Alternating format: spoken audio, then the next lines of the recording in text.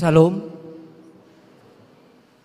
Bapak Ibu, saudara-saudara yang kekasih dalam nama Tuhan kita Yesus Kristus.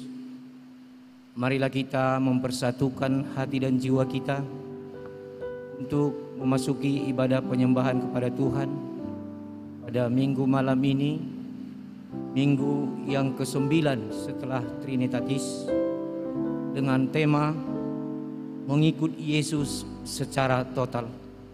Untuk mempersiapkan hati kita, marilah kita mengambil waktu untuk bersaat teduh.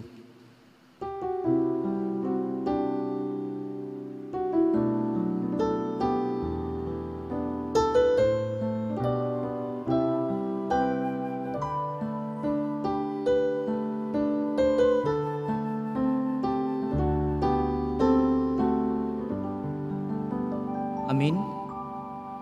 Kita naikkan pujian bagi Tuhan, kita bernyanyi dari Kidung Jemaat nomor 370 ayat 1 sampai dengan ayat 2.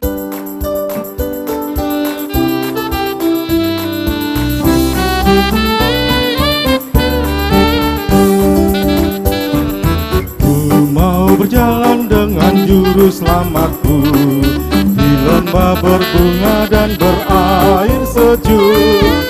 Ya kemana juga aku mau mengikutnya, sampai aku tiba di negeri Baka. Ikut Tuhan Yesus, ku tetap mendengar dan mengikutnya.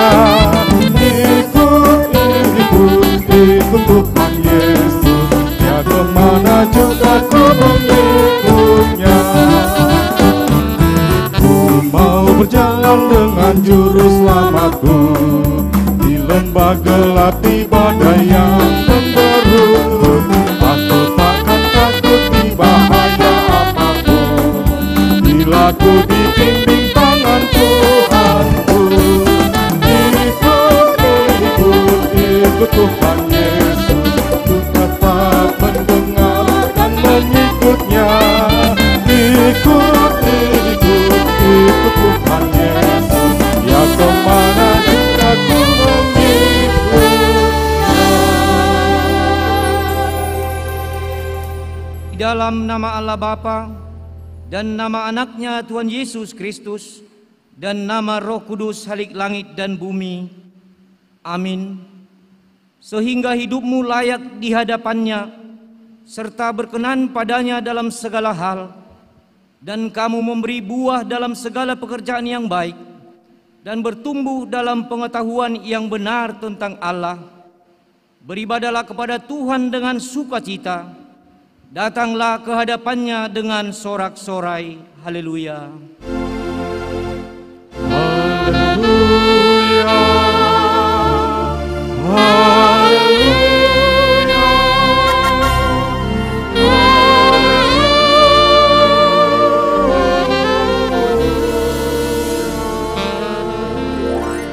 Haleluya, berdoa.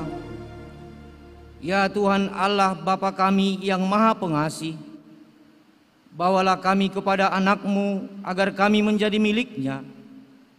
Berikanlah kepada kami iman yang teguh, agar kami hanya berharap kepada-Mu. Janganlah biarkan jemaat-Mu berpengharapan hanya kepada hal-hal yang duniawi, karena hanya Engkaulah pengharapan dan keselamatan kami. Kiranya Engkau mengasihi dan menunjukkan jalan kepada kebahagiaan, agar kami memperoleh rahmat-Mu yang besar itu, karena anak-Mu Tuhan Yesus Kristus Tuhan kami. Amin. Jemaat kami persilakan duduk kembali. Kita naikkan pujian bagi Tuhan, kita bernyanyi dari Kidung Jemaat nomor 439 ayat 1 sampai dengan ayat 2.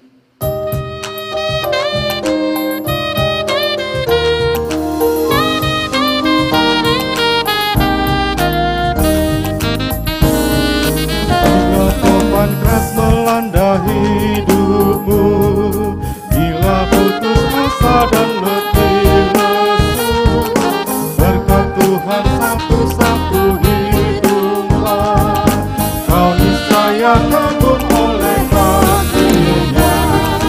Berkat Tuhan mari hiduplah, kau kan kagum oleh kasih-Nya. Tuhan, mari hitunglah, kau niscaya kagum oleh kasih-Nya. Adakah beban membuat kau benar? Salib yang kau pikul menyesal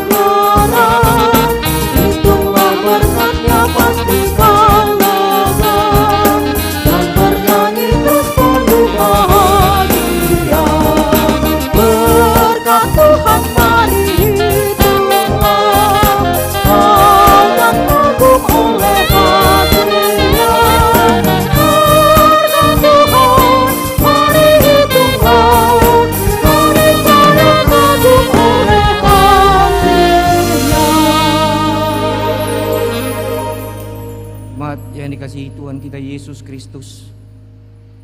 Firman Tuhan sebagai pendahuluan khotbah pada minggu kita malam ini diambil dari kitab Mazmur pasal yang ke-82, dimulai dari ayat yang pertama sampai dengan ayat yang ke-8.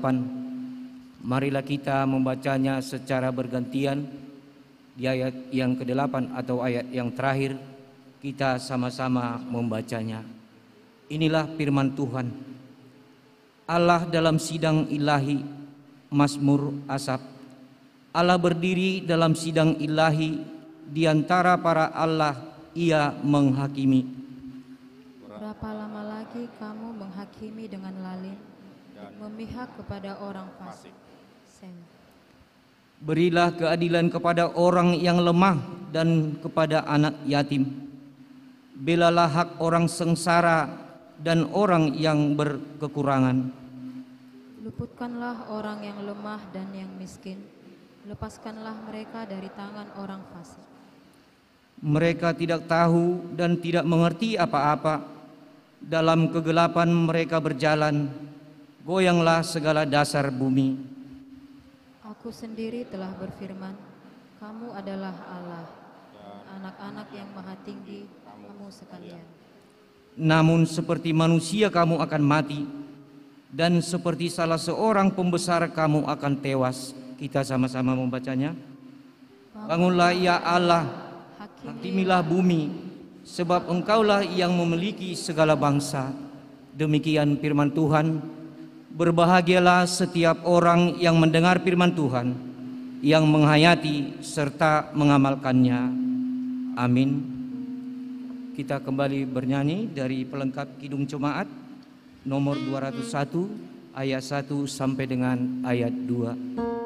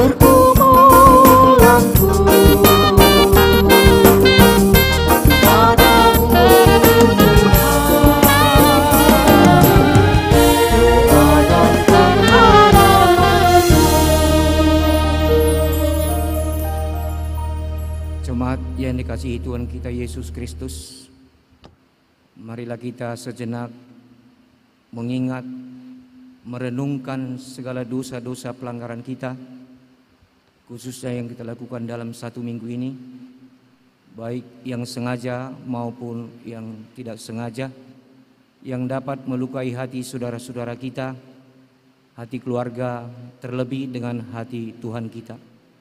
Oleh karena itu, dengan segala kerendahan hati, marilah kita datang ke hadapan Tuhan untuk mengaku dan menyesali segala dosa-dosa kita.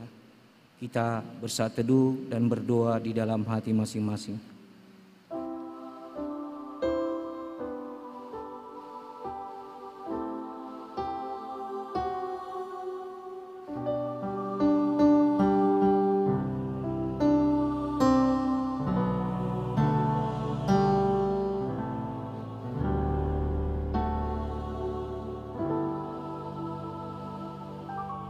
Kita berdoa.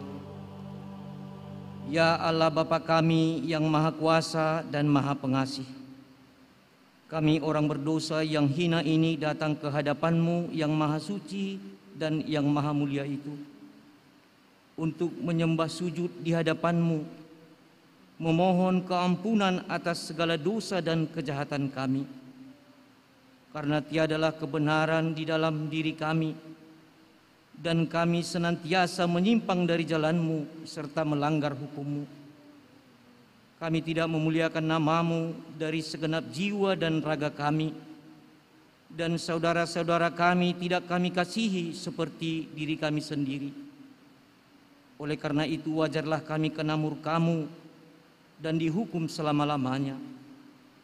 Tetapi sekarang kami datang dengan segala kerendahan hati kami, memohon pengampunan dan belas kasihan-Mu. Tolong dan kasihanilah kami, ampunilah segala dosa kami, dan berilah kami kekuatan untuk melawan segala kejahatan, agar kami senantiasa hidup di bawah naungan kasih Yesus Kristus Tuhan kami. Amin. Janji Tuhan tentang pengampunan dosa. Demikianlah firman Tuhan. Hanya sesaat lamanya aku meninggalkan engkau, tetapi karena kasih sayang yang besar, aku mengambil engkau kembali. Dalam murka yang meluap, aku telah menyembunyikan wajahku terhadap engkau sesaat lamanya. Tetapi dalam kasih setia abadi, aku telah mengasihani engkau. Segala kemuliaan bagi Allah di tempat yang maha tinggi. Amin. Jemaat kami persilakan duduk kembali. Kita kembali bernyanyi dari Kidung Jemaat nomor 39 ayat 1 sampai dengan ayat 2.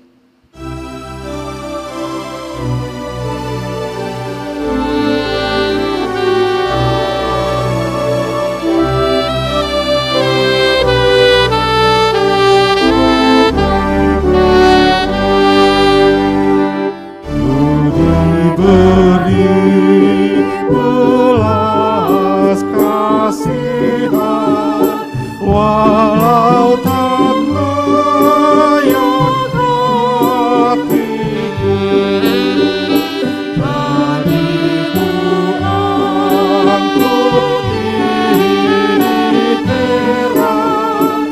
Tuhan besarlah rahmat-Mu.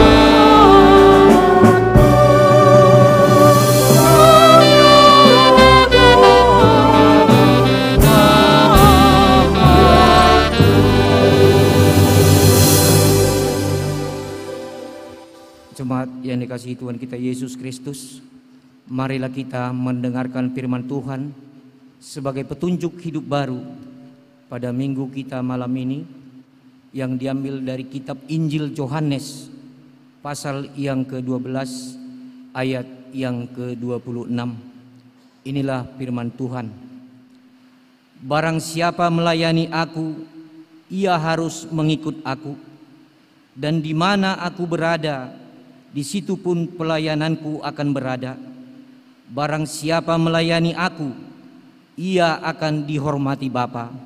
Demikian firman Tuhan. Marilah kita sama-sama berdoa, memohon kekuatan dari Tuhan kita. Ya Allah Bapa kami, berilah kami kekuatan untuk melakukan yang sesuai dengan firman-Mu. Amin.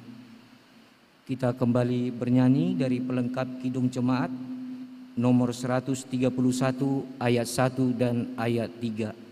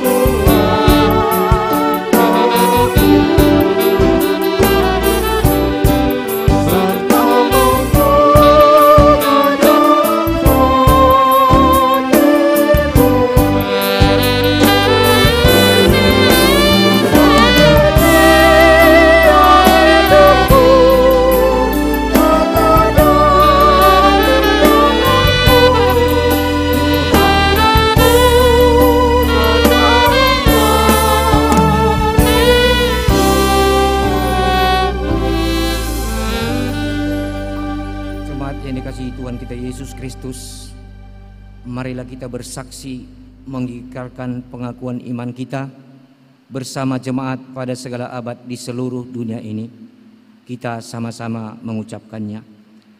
Aku percaya kepada Allah Bapa yang Maha Kuasa Khalik langit dan bumi. Aku percaya kepada Yesus Kristus, Anaknya yang tunggal Tuhan kita, yang dikandung daripada Roh Kudus, lahir dari anak darah Maria, yang menderita di bawah pemerintahan Pontius Pilatus, disalibkan, mati dan dikuburkan, turun ke dalam kerajaan maut, pada hari ketiga bangkit pula dari antara orang mati, naik ke surga, duduk di sebelah kanan Allah Bapa yang Maha Kuasa, dan akan datang dari sana untuk menghakimi orang yang hidup dan yang mati. Aku percaya kepada Roh Kudus, gereja yang kudus dan am, persekutuan orang kudus, pengampunan dosa, kebangkitan daging, dan hidup yang kekal. Amin. Jemaat kami persilakan duduk kembali.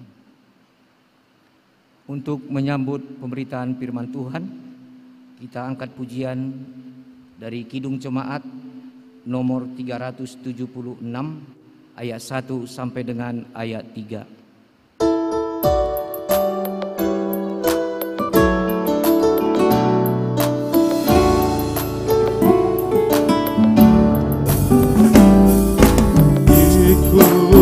Kau saja Tuhan, jalan damai bagiku. Aku selamat dan sentosa hanya oleh darah-Mu. Aku ingin ikuti Engkau dan mengabdi padamu.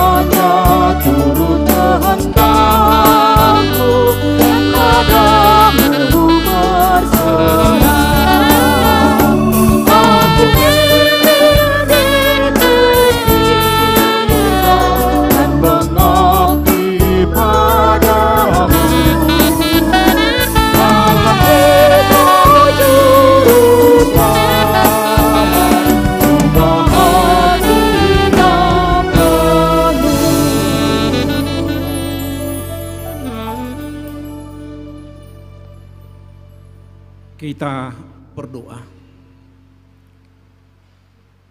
Kuasailah hati dan pikiran kami ya Tuhan dengan damai sejahtera-Mu.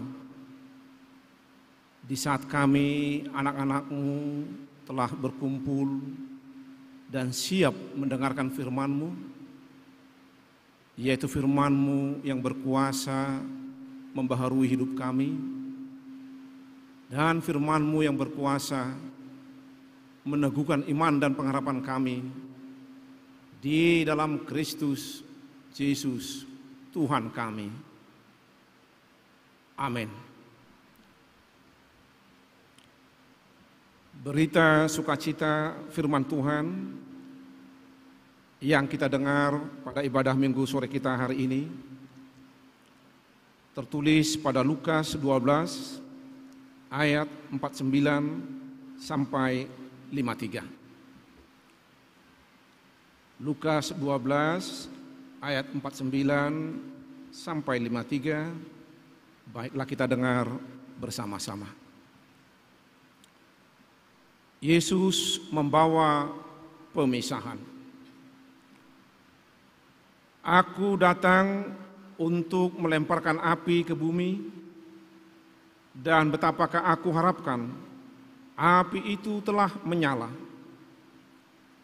Aku harus menerima baptisan, dan betapa susahnya hatiku sebelum hal itu berlangsung. Kamu menyangka bahwa aku datang untuk membawa damai di atas bumi? Bukan. Kataku kepadamu, bukan damai, melainkan pertentangan. Karena mulai dari sekarang akan ada pertentangan antara 5 orang di dalam satu rumah. 3 melawan 2 dan 2 melawan 3.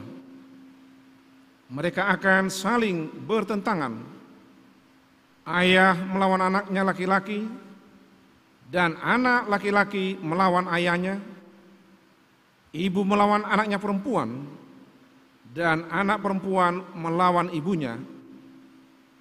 Ibu mertua melawan menantunya perempuan, dan menantu perempuan melawan ibu mertuanya.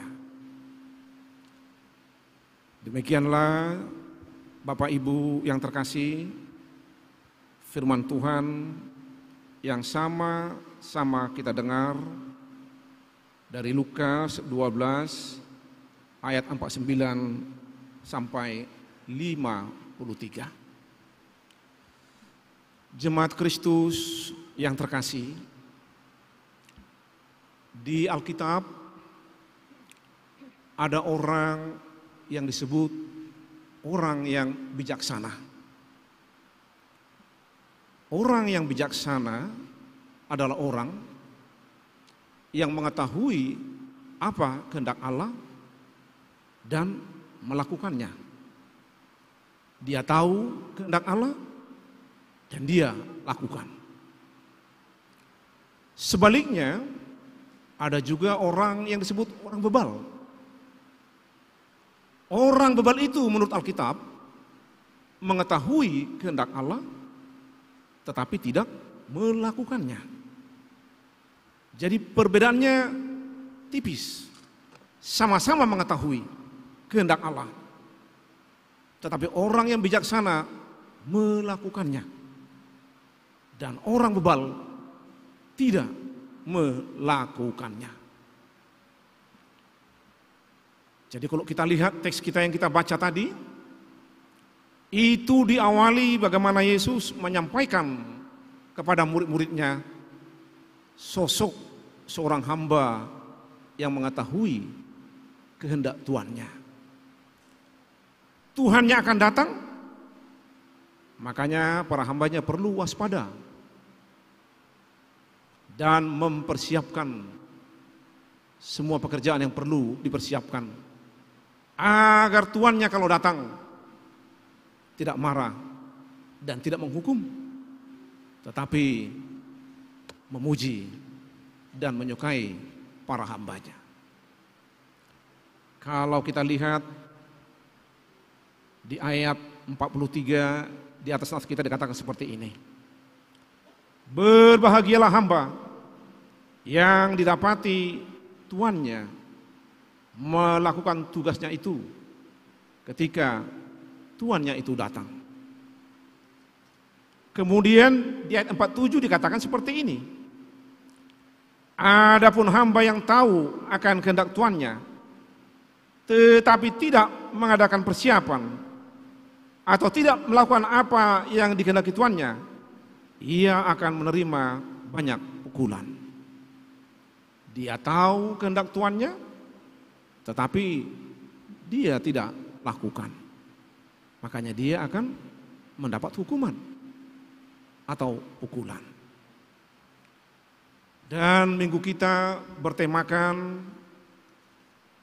mengikut Yesus secara total. Bagaimana kita diajak menjadi pengikut Yesus yang total. Dan Yesus mengatakan kepada kita dan kepada dunia ini, kalau dia datang juga bukan karena kemauannya, tetapi dia diutus oleh yang mengutusnya, yaitu Allah Bapa di surga. Sehingga kedatangannya ke tengah-tengah dunia ini untuk melakukan Allah yang mengutusnya. Kedatangannya tinggal bersama kita sebagai Immanuel untuk melakukan kehendak Bapa yang di surga. Itulah sebabnya jemaat Kristus yang terkasih, dia berkata, aku datang untuk melemparkan api. Dan betapakah aku harapkan api itu telah menyala. Aku datang untuk melemparkan api dan api itu menyala. Api itu di Alkitab disebut juga sebagai firman Tuhan. Aku datang menyampaikan firman Tuhan. Aku datang menyampaikan kehendak Allah Bapa di surga. Aku datang menyatakan keselamatan yang dari surga. Dan dia katakan mulai dari awal pelayanannya sampai kepada akhir pelayanannya. Sehingga dia katakan di Markus 16 ayat 16, pergilah ke seluruh dunia, beritakanlah Injil. Siapa yang percaya dan dibaptis diselamatkan. Siapa yang tidak percaya akan dihukum. Jadi Tuhan itu datang membawa dua hal. Bagi yang percaya membawa keselamatan, bagi yang tidak percaya dia membawa hukuman. Sehingga dia katakanlah, jangan kamu pikir aku datang membawa damai. Aku datang membawa pertentangan. Kalau ada keluarga 5 orang, yang 3 melawan 2, 2 melawan 3, anak melawan orang tua bertentangan dengan anak. Dan seperti itulah pada zaman Yesus, orang-orang yang percaya kepada Yesus dan menerimanya mendapat pertentangan di tengah keluarga, di tengah komunitas, di tengah masyarakat. Tidak semuanya menyetujui, tidak semuanya mendukung. Dan bila itu terjadi di tengah-tengah keluarga, yang terjadi pastilah pertentangan dan pengelompokan. Siapa yang percaya kepada Yesus? Siapa yang bukan? Sehingga dia katakan, jangan kamu pikir aku membawa damai. Tidak. Aku membawa pertentangan. Karena apa?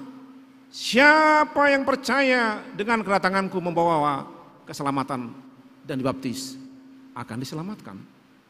Tetapi siapa yang tidak percaya akan dihukum. Itu dikatakan Yesus di Markus 16 ayat 16. Dan di sini dia mulai menyampaikan pemberitaan itu. Aku melempar api ke bumi dan alangkah api itu menyala. Dan aku mau dibaptis, kata Tuhan Yesus. Aku mau dibaptis. dan alangkah susahnya hatiku sebelum hal itu berlangsung. Baptisan memang kadangkala dipakai oleh Yesus untuk mengatakan apa yang harus dilaluinya untuk melakukan kehendak Allah.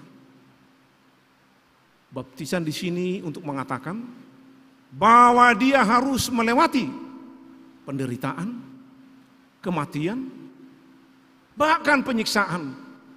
Sehingga dia katakan, alangkah susahnya hatiku sebelum ini berlangsung. Rupanya anak Allah Yesus Kristus itu juga mengalami kesusahan hati ketika dia akan melakukan kehendak Bapa di surga. Dia merasa tidak nyaman dan tidak tenang. Bagaimana aku harus menghadapi ini nanti? Aku dicerca, aku akan ditangkap, aku akan disalibkan, dan aku akan dibunuh. Secara manusiawi, pasti kita juga susah dan tidak bisa tidur bila Tuhan telah mengatakan ini yang harus kau kerjakan, ini yang harus kau terima, ini yang harus kau lalui. Secara manusiawi kita merasa stres, tidak nyaman dan susah. Dan itu juga dialami oleh Tuhan kita Yesus Kristus. Alangkah susahnya hatiku sebelum baptisan ini terjadi, sebelum kehendak Allah ini kuterima, begitu susah hatiku, katanya. Jadi seandainya kita juga mengalami kesusahan ketika kita dibimbing oleh Roh Tuhan untuk melakukan kehendak-Nya, melakukan apa yang benar, melakukan apa yang adil, itu semua kehendak Tuhan. Kalau kita mengalami kesusahan, itu manusiawi. Tidak ada yang aneh di sana. Kalau kita merasa takut, itu juga manusiawi. Tidak ada yang luar biasa di sana. Pertanyaannya adalah, apakah di tengah-tengah kesusahan itu kita tetap setia atau justru kita menyerah kepada kesusahan itu sendiri? Panggilan untuk mengikut Yesus secara total, panggilan untuk mengikut Allah secara total, rupanya kita harus mengikut Yesus juga. Di tengah-tengah ketidaknyamanannya, di tengah-tengah hatinya yang susah untuk melaksanakan kehendak Allah, dia terus terima dan lakukan. Dia tidak menyerah, melakukan kehendak Allah. Meskipun tidak nyaman secara jasmani, tidak nikmat secara jasmani, sebagai hamba Allah yang berserah total kepada Tuhan. Pertanyaan bukan nikmat atau tidak, nyaman atau tidak, bukan itu, tetapi taat atau tidak, patuh atau tidak, bukan suka atau tidak, nyaman atau tidak. Sebagai hamba yang setia, dia harus bertanya, aku ini taat atau tidak, patuh atau tidak. Karena sebagai hamba, bukan kehendakku lagi yang harus terjadi, tapi kehendak Tuanku, yaitu kehendak Allah. Inilah yang perlu dilakukan oleh orang-orang yang percaya. Bagaimana dengan kita, jemaat Kristus yang terkasih? Tentulah kita, kalau ditanya, beraneka ragam bisa kita katakan pengalaman kesusahan yang kita alami ketika kita mau melakukan kehendak Tuhan. Mungkin banyak. Tetapi firman Tuhan mengatakan, ikutlah Tuhan. Di tengah-tengah kesusahannya, dia tidak berhenti untuk terus taat kepada kehendak Tuhan. Di tengah-tengah kepahitan perasaannya, dia terus taat melakukan kehendak Tuhan. Dia tidak menyerah. Di sini kita lihat sosok Kristus yang rendah hati, taat kepada kehendak Allah Bapa di surga. Rendah hati karena dia tidak mendahulukan kehendaknya, tapi dia mendahulukan kehendak Bapa di surga. Rendah hati karena sebagai anak Allah dia mau menderita dan hidup di Nazaret sebagai tukang kayu. Hidup memberitakan Injil keselamatan hingga sampai menyerahkan nyawanya. Inilah kerendahan hati Yesus Kristus yang dinampakkan kepada kita umat yang dikasihinya. Pernah seorang bertanya kepada Bapak Paus Katolik. Pertanyaannya seperti ini. Bapak Paus, apakah arti kerendahan hati bagi Bapak? Maka Paus menjawab, Alkitab mengajak kita rendah hati karena di tengah-tengah dunia ini banyak penghinaan, banyak pelecehan, dan kita harus tabah menghadapinya dan jangan membalas kejahatan dengan kejahatan, tetapi tabahlah, terimalah. Karena sesuatu yang tidak kita sukai justru itu diberi oleh dunia ini. Sesuatu yang tidak kita harapkan tetapi justru itu yang disodorkan oleh dunia ini. Dan kita perlu tabah dan tidak perlu membalas penghinaan dengan penghinaan, pelecehan dengan pelecehan, tetapi kita hadapi dengan kasih. Inilah perkataan Paus Katolik, perlunya kerendahan hati bagi umat yang percaya. Kalau Yesus juru selamat itu telah menunjukkan sebagai hamba yang setia kepada Allah Bapa, kita juga umat percaya diajaknya menjadi hamba yang setia kepada dirinya dan kepada Allah Bapa dengan mau merendahkan hati kita. Saya tidak tahu dengan pasti apakah kita yang hadir di sini pernah membaca berita 3 tahun atau 3,5 tahun yang lalu suatu peristiwa yang terjadi di Deli Serdang. Peristiwanya seperti ini. Adalah seorang bapak dan ibu dan juga anaknya mati terbunuh. Setelah mereka dibunuh, mayatnya dibuang pula ke sungai dan akhirnya ditemukan sampai ke laut di tepi Selat Malaka. Kemudian polisi mencari pelakunya dan pelakunya tertangkap. Sewaktu diinterogasi, polisi bertanya, "Mengapa kamu tega membunuh satu keluarga ini? Bapaknya, ibunya, dan juga anaknya. Coba terangkan." Kemudian pelaku yang 3 orang ini berkata, "Sebenarnya rumah kami dengan rumah korban ini berhadapan-hadapan dan tetangga.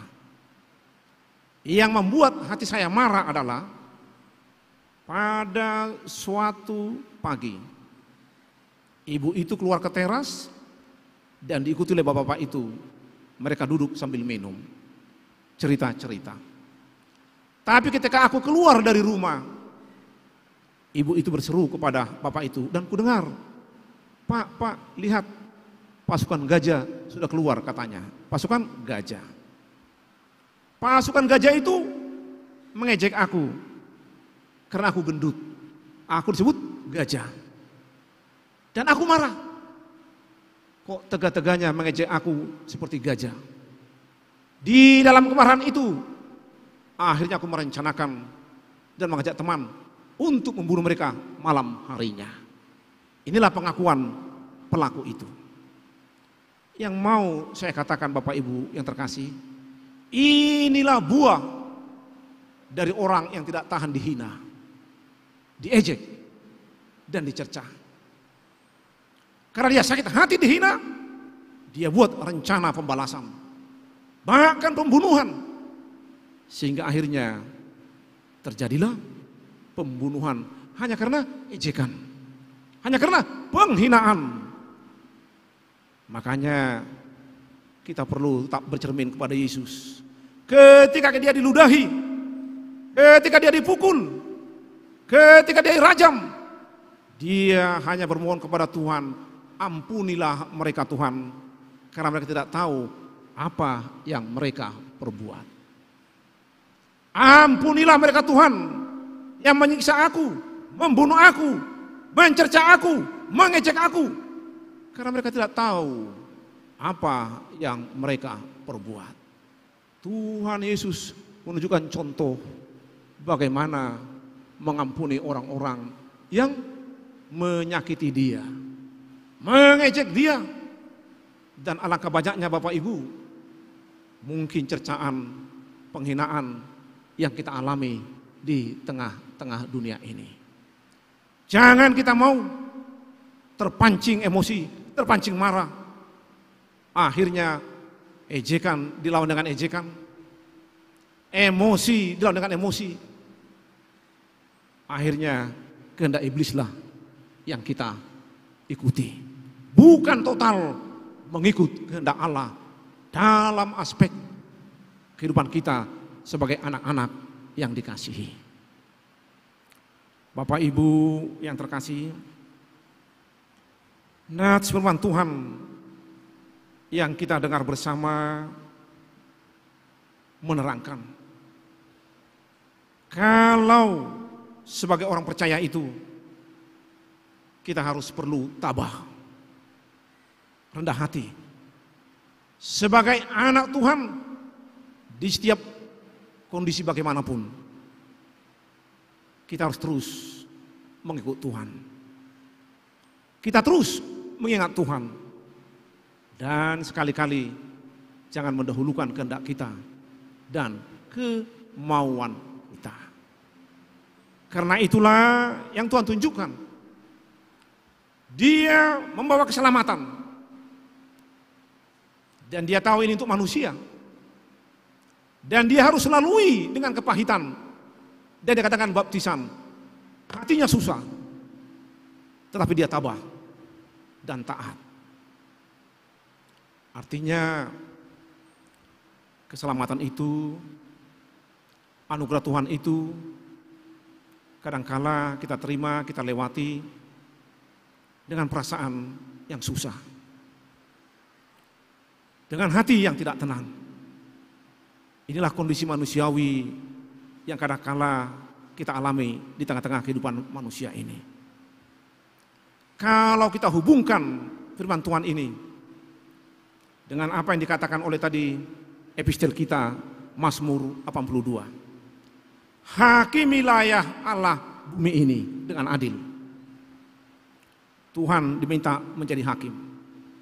Bumi ini diminta untuk dihakimi.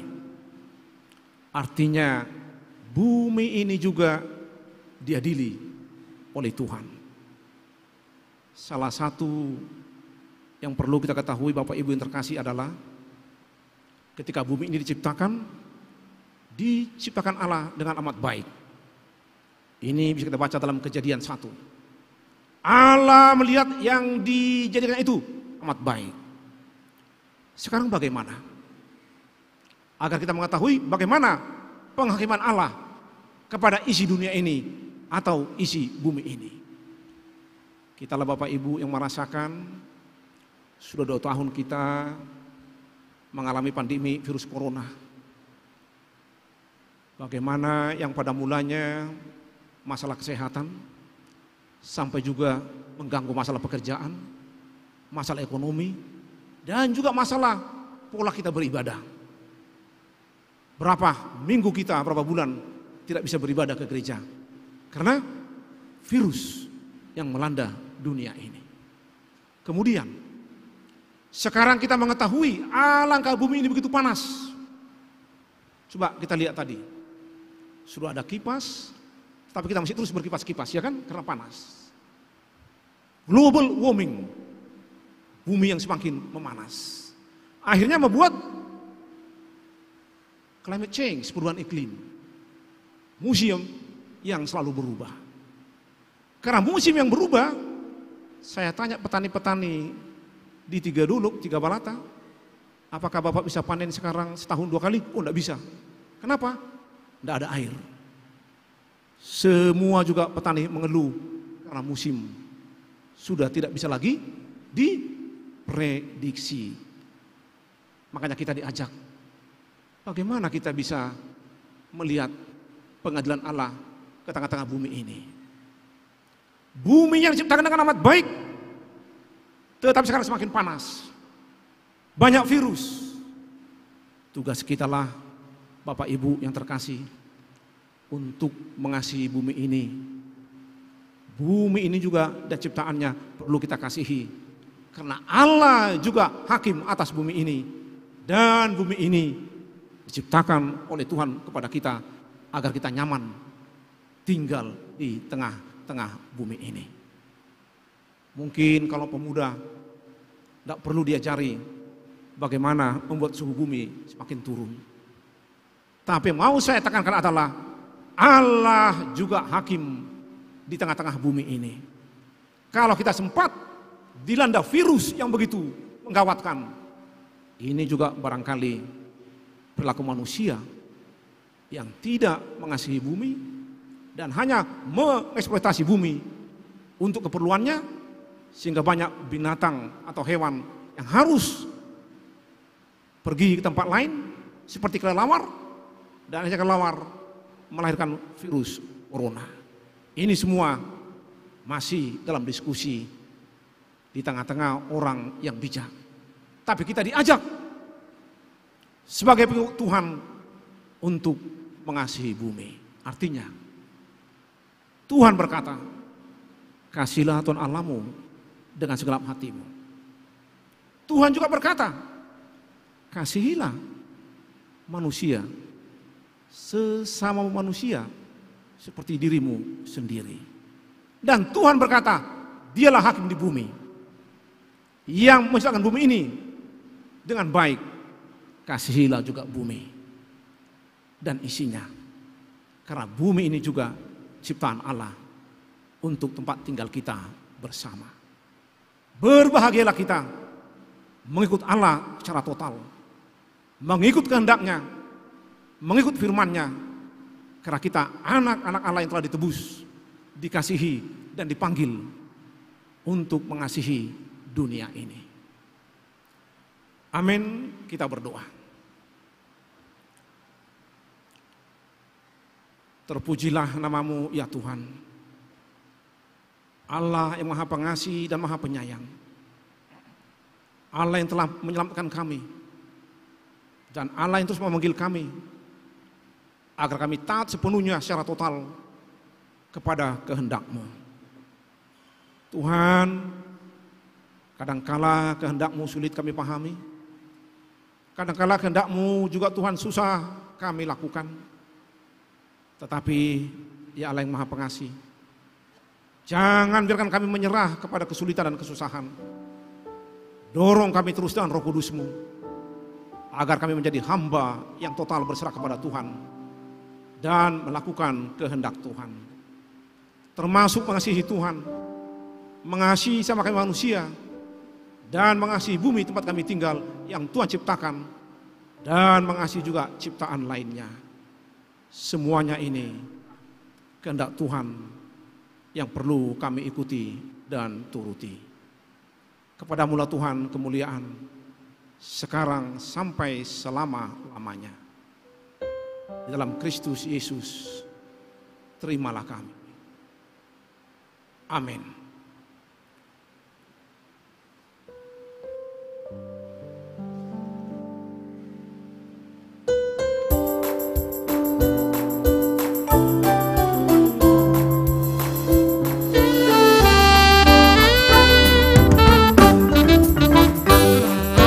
Milikmu Yesus Tuhanku, ku dengar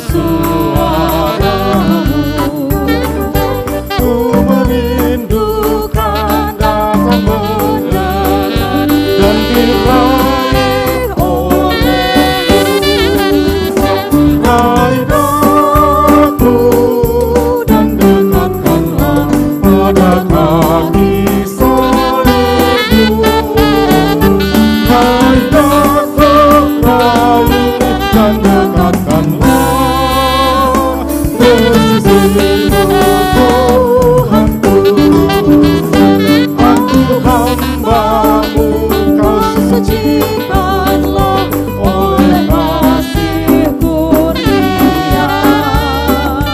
Hingga jiwaku memegang teguh kehendak-Mu yang mulia.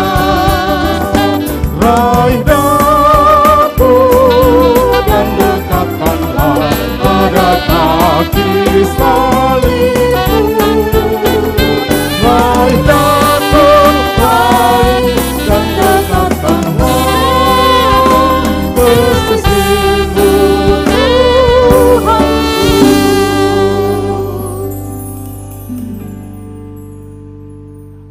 Menghantar kita memberi kurban persembahan syukur, marilah kita mendengar firman Tuhan yang tertulis dalam 1 Tawarik 16 ayat 28 sampai 29. Kepada Tuhan, hai suku-suku bangsa, kepada Tuhan sajalah kemuliaan dan kekuatan. Berilah kepada Tuhan kemuliaan namanya. Bawalah persembahan dan masuklah menghadap Dia. Sujudlah menyembah kepada Tuhan dengan berhiaskan kekudusan.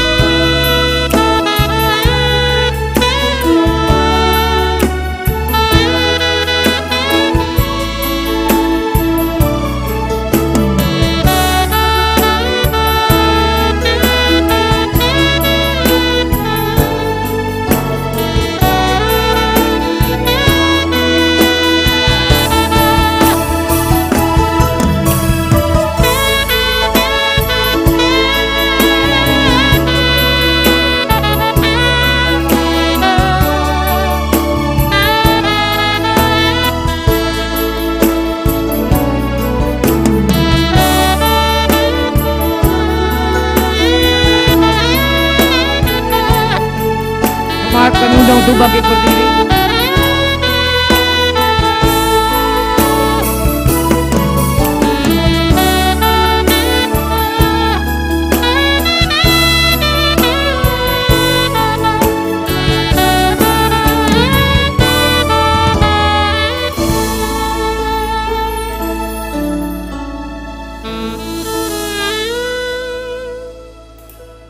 Kita berdoa.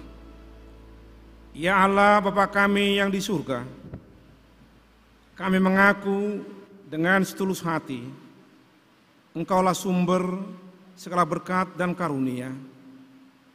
Di sini kami memberikan persembahan syukur kepadamu.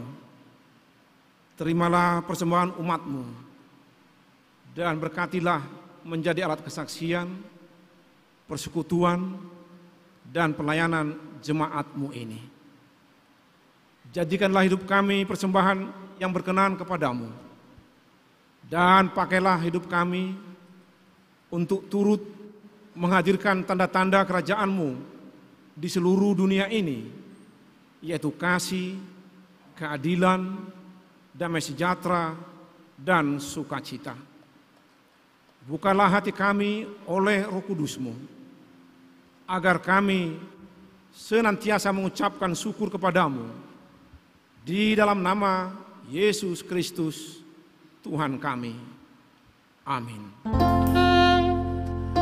Bawa persembahanmu dalam rumah Tuhan dengan rela hatimu, janganlah jemu.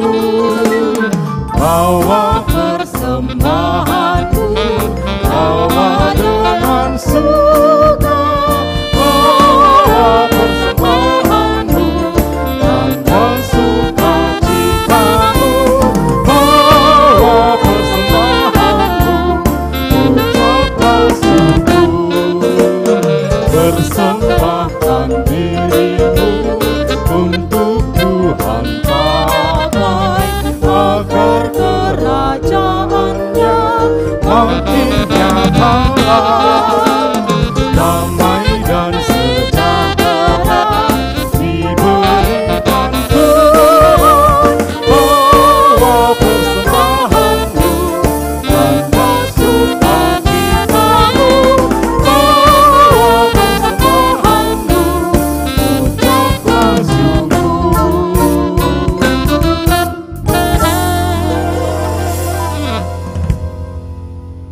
Bapa kami yang di surga, dikuduskanlah namamu, datanglah kerajaanmu, jadilah kehendak-Mu di bumi seperti di surga. Berikanlah kami pada hari ini makanan kami yang secukupnya, dan ampunilah kami akan kesalahan kami, seperti kami juga mengampuni orang yang bersalah kepada kami. Dan janganlah membawa kami ke dalam pencobaan, tetapi lepaskanlah kami daripada yang jahat.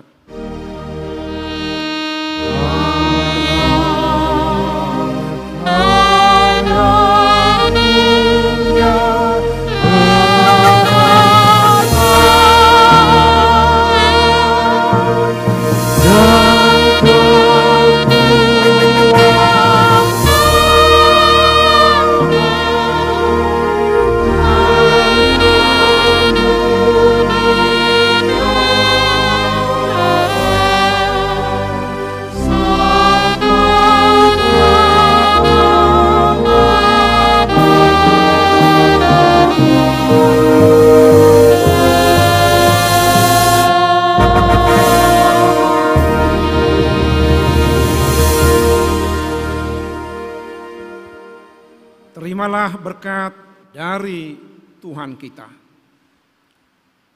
Tuhan memberkati engkau dan melindungi engkau.